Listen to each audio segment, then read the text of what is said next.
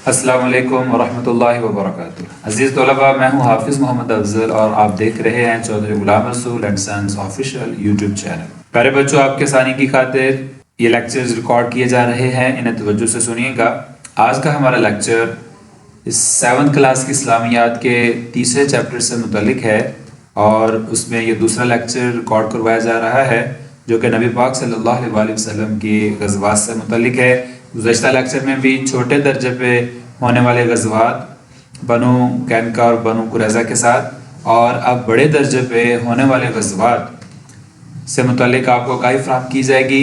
تو اس video lecture میں ہم بات کریں گے غزوہ خندق کی، غزوہ بنو قریظہ کی، اور صلح حدیبیہ کے حوالے سے بھی چند ایک باتیں شیئر ہوں گی، تو توجہ کے ساتھ سماعت کیجیے۔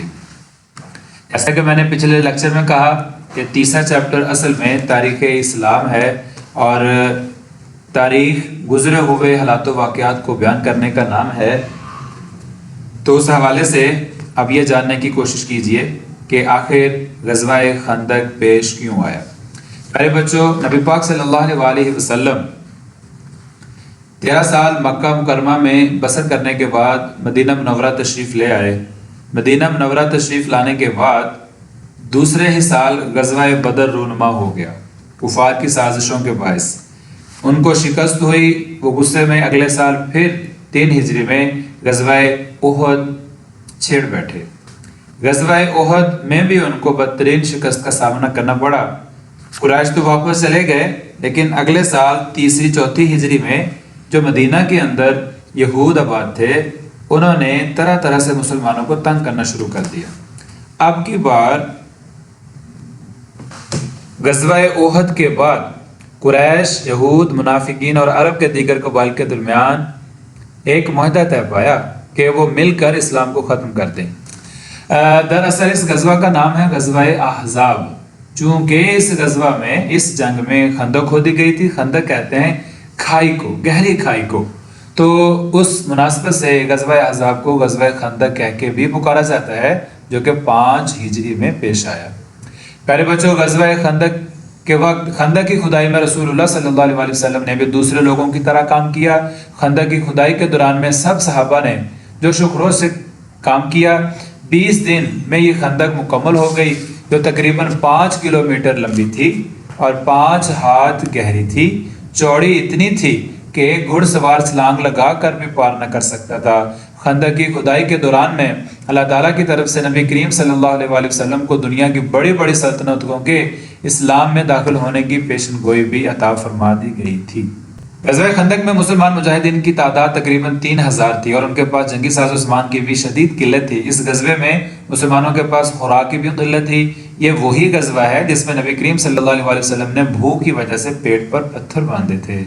خندق کی کھدائی مکمل ہونے کے 3 دن بعد دشمن کی فوج مدینہ منورہ پہنچ گئی اور خندق دیکھ کر رک گئی۔ ان کی مضبوط اور طاقتور فوج خندق کی وجہ سے ناکارہ ہو گئی۔ کئی دن تک ان کے سپاہی خندق کو پار کرنے کی کوشش کرتے رہے، لیکن ناکامی ہی ان کا مقدر بنی۔ کچھ دن کے بعد عمر بن عبدود کی قیادت میں 500 سواروں نے خندق کو ایک کم چوڑی جگہ سے پار کر لیا اور مسلمانوں تک پہنچنے میں کامیاب ہو گئے۔ جب وہ دشمن خندق پار کر کے اگلی طرف آئے تو ان کا جو لیڈر تھا عمر بن عبدود، اس نے مسلمانوں کو چیلنج کیا کہ کوئی ہے جو میرا مقابلہ کر سکے۔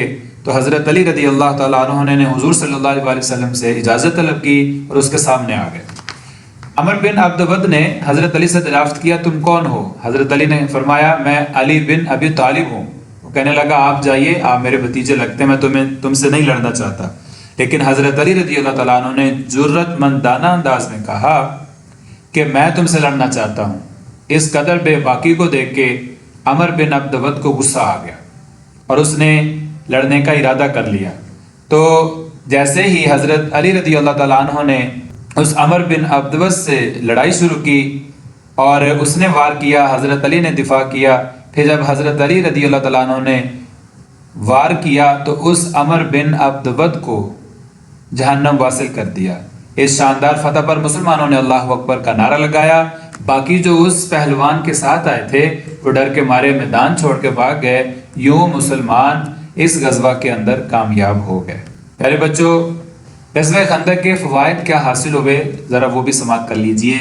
غزوہ خندق سیرت طیبہ کا ایک اہم غزوہ ہے۔ اس غزوے کا بیان اللہ تعالیٰ نے قرآن مجید میں تفصیل کے ساتھ بیان کیا ہے۔ اس میں بہت سے درس اور نصیحتیں موجود ہیں۔